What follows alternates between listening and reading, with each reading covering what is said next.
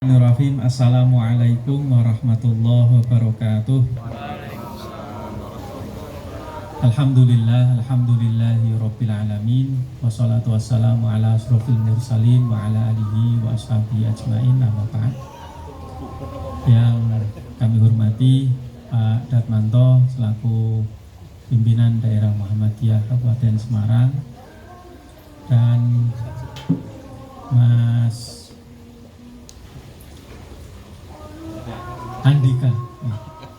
Mas Andika selaku pimpinan pemuda Muhammadiyah Kabupaten Semarang serta kawan-kawan PDNA, kemudian kawan-kawan Angkatan Muda Muhammadiyah dan seluruh para hadirin yang berbahagia. Alhamdulillah, tanpa terasa kita sudah masuk puasa yang keberapa? 27.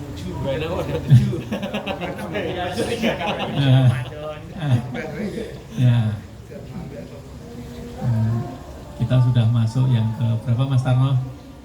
27 Ramadan.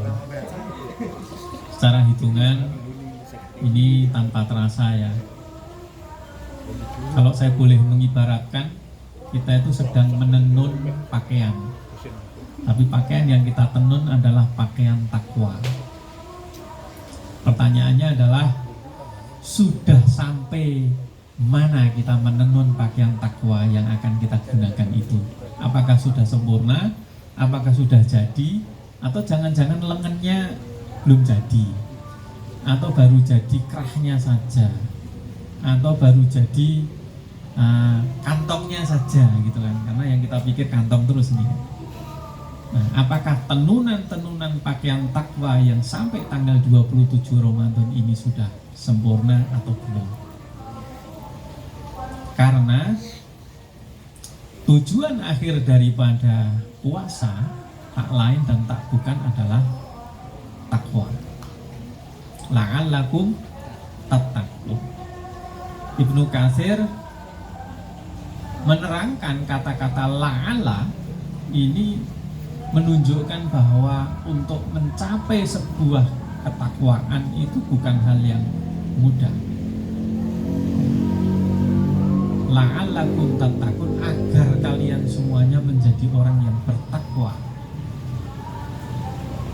Ada tamani, ada taroji, ada sesuatu yang diinginkan di sana. Ini menunjukkan bahwa ini butuh proses. Ini butuh sebuah mujahadah, kesungguh-sungguhan untuk bisa menjadi takwa. Nah, saya akan menyampaikan sedikit, tidak banyak, salah satu indikator takwa versus Imam Ali radhiyallahu anhu. Apakah kita sudah memiliki kriteria-kriteria yang disampaikan oleh Imam Ali tentang ketakwaan tersebut? Yang pertama adalah al-khawfu bil jalil, takut kepada Allah Subhanahu wa ta'ala.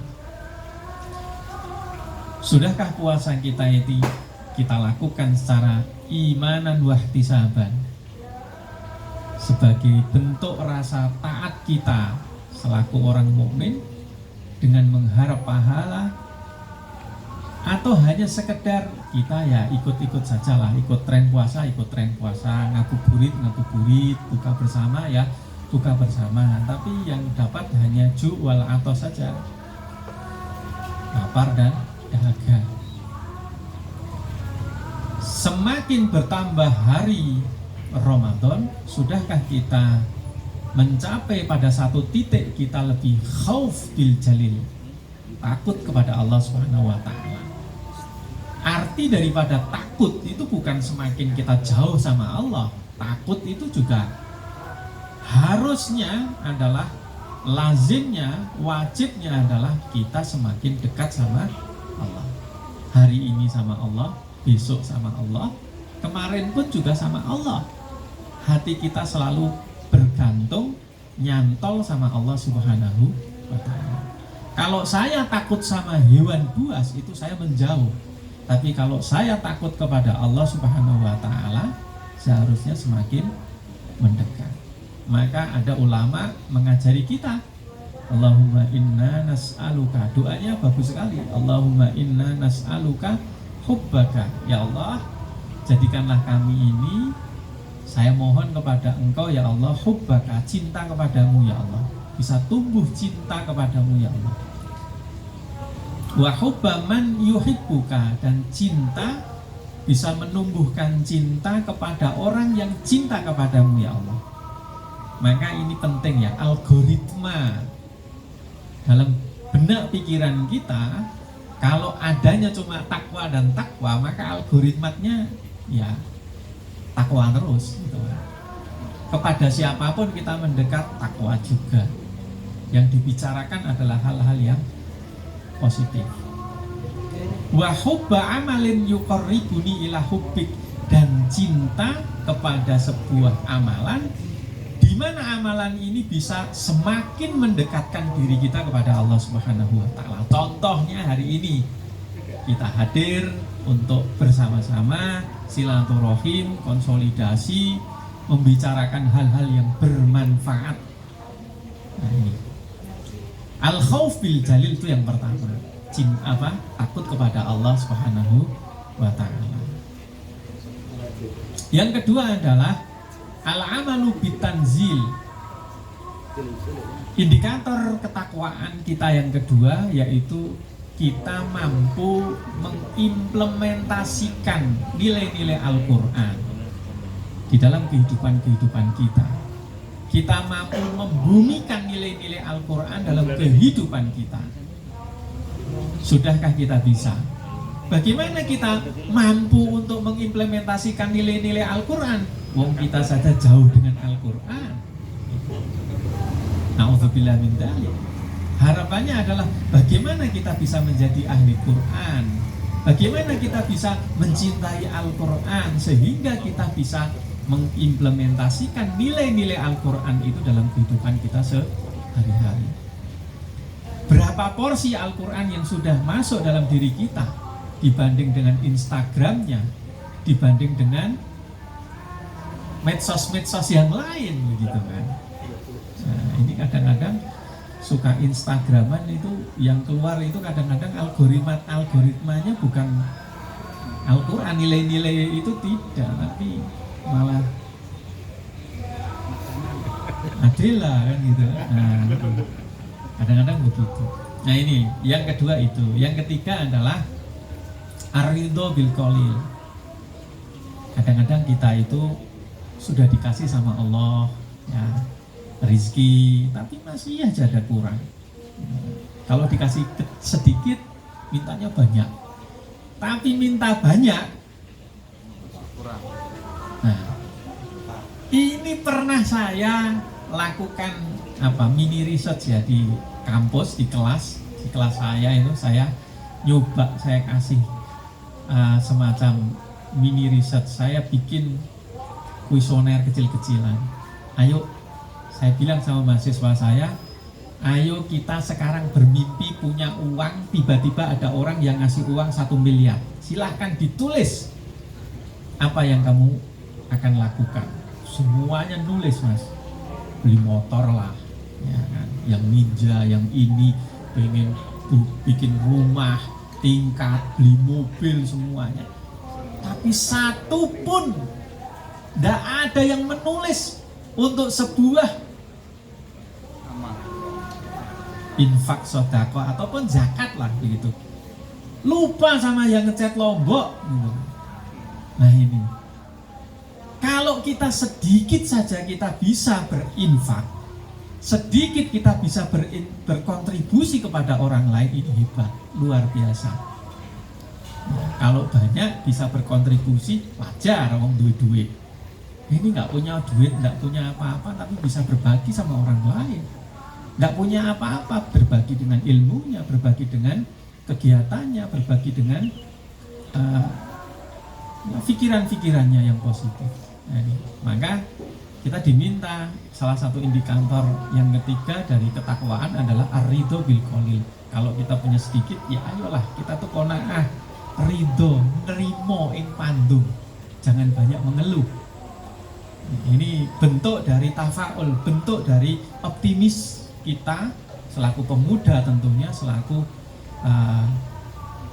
ya jiwa kita harus selalu muda terus. Meskipun Pak Darmanto ini sudah senior, tapi harus jiwanya muda. Maka saya salut sama beliau, kadang kan muda terus gitu. Dah, yang ketiga ini, yang keempat yang tidak kalah penting adalah al-isti'adatu liyaumir rahil.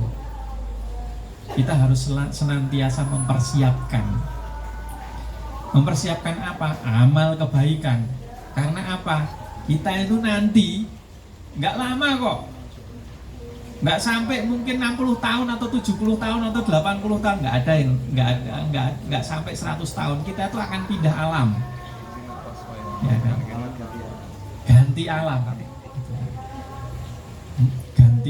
Ganti rongko kan gitu kan, masuk ke alam baru yang namanya alam barzakh.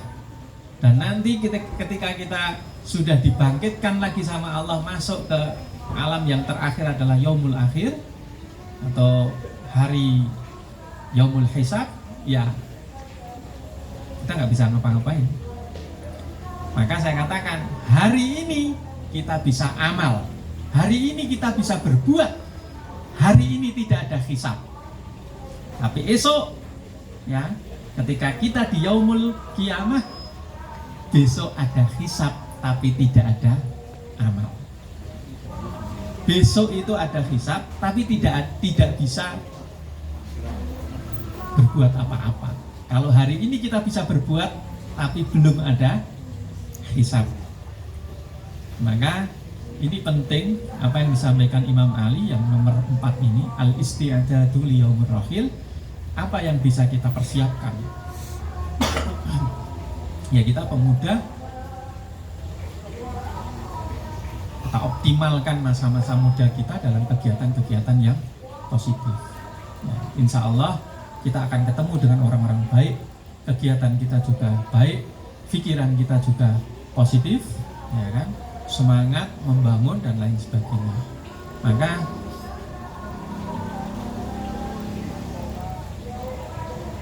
apa yang perlu kita mujahadahkan, apa yang perlu kita pertaruhkan kesungguh-sungguhan kita dalam jihad kepada Allah Subhanahu wa ta'ala. Walladzina jahadu fina lanahdiyannahum subulana wa innallaha lama'al muhsinin. Dan orang-orang yang bersungguh-sungguh dalam berbuat kebaikan untuk mencari ridhonya Allah akan diberi kesempatan untuk merasakan kebaikan-kebaikan atau jalan-jalan kebaikan, kesempatan untuk merasakan kebaikan tersebut. Dan tentunya Allah itu akan bersama orang-orang yang berbuat baik. Nah, ini sedikit saja yang bisa kami sampaikan. Karena sudah bunyi, maka kita akhiri. Terima kasih. Wassalamualaikum warahmatullahi wabarakatuh.